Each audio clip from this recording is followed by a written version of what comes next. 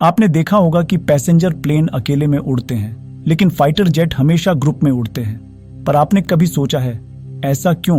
किसी भी युद्ध में हवाई हमला को सबसे इंपॉर्टेंट माना जाता है, लेकिन जब फाइटर जेट दुश्मन के टेरिटरी में जाते हैं तो जेट रडार के पकड़ में आ जाते हैं और दुश्मन उस पर काउंटर अटैक करने में लग जाते हैं।